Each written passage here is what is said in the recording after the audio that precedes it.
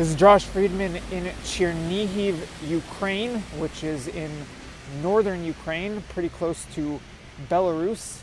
I am in the center of Chernihiv, and back of me is Hotel Ukraina, or Hotel Ukraine, which was struck in an airstrike early in the war. And to tell you a little bit more about the damage you're seeing here and what happened early on in the war here in Chernihiv, I am now joined by a friend of mine, Nick Demydiuk, who is now a lieutenant in the Ukrainian National Guard. Lieutenant, Nick?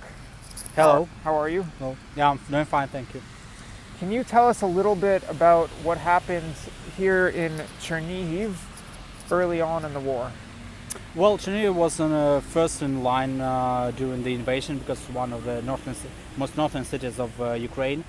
So the Russian military marched through around the city, and the city was also heavily bombed, as you can tell by the damage. It's not the only damaged building here in Chernihiv. It's I dare say 1/3 of the building, especially on the outskirts where there were heavy fighting against the Russian troops are destroyed.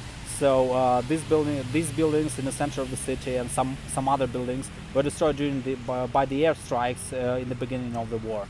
So this building was destroyed by a heavy free-fall bomb. As far as I remember, I may be wrong this one, but you can do your own research. But this was destroyed by the airstrike, as Josh states correctly. I think there were some iconic images and photos of this hotel, this building from after that airstrike early in the war.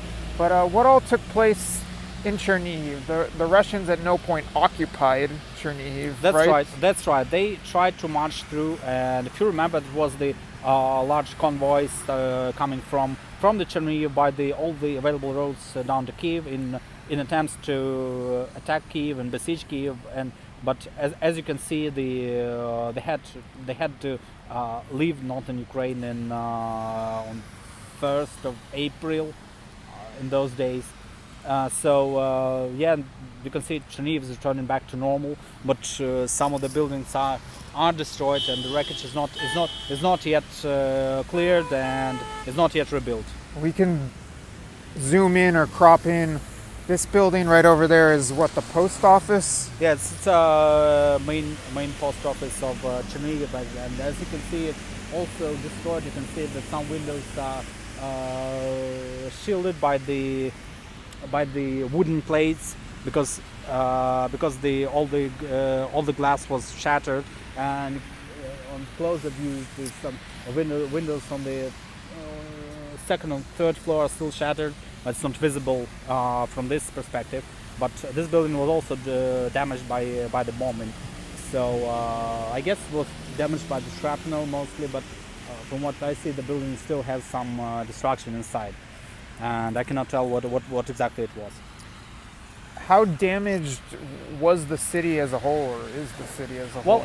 Well, as my friend who is a Chernihiv resident in the past, and his family lives here, he told me that the building itself, the city itself, wasn't destroyed that much as it depicted in the media, but still there are plenty of buildings destroyed, especially on the outskirts of the city in residential areas. For example, in the area near my unit, lots of buildings were destroyed, and you can find literally every second or third building was destroyed. Here in the downtown, it's not that bad, but overall there is enough wreckage for anyone to see. And is that noteworthy? Is there a certain significance to that? If you're looking on a map, you can see that Chernihiv is right along the road that goes directly from Belarus to Kiev, correct? That's right, and from Russia too, naturally. So is there some significance to the fact that Chernihiv withstood the invasion? Significance in what aspect? Strategically.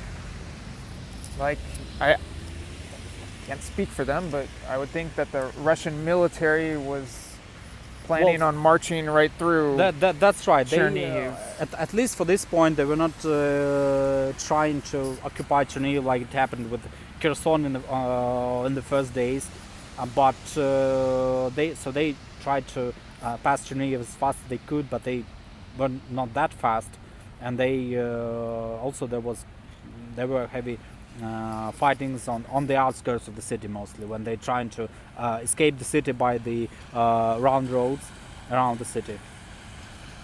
All right, and I don't know if you want to discuss this at all, but if you can, sure. If not, no problem. We're very close to Belarus. Are there nerves in the city about what? I'm saying that Chernihiv is located very close to Belarus. Yes. Are people nervous about another invasion coming from Belarus, or airstrikes or anything coming from Belarus? I guess some of the people are, but so far people are relaxed enough, and they believe that there will be no second invasion from the north, which is still not guaranteed 100%. So it's still a high risk of new invasion, but no one knows when it happens and if it happens at all. But definitely people are trying to return to normal life. And as Josh might have seen already, the city is returning to normal life. So despite the electricity outages and utility supplies problems, the city is still trying to live. Restaurants are working, the supermarkets are working, shops are working, the public transportation is working. So that's city is trying to live normally, but there's still a risk because it's just 2 hours to go from Gomel, which is in the Belarus territory, to Chernihiv. All right, Jacques, thank you for these insights and explanations about what happened here earlier in the war. Thank you.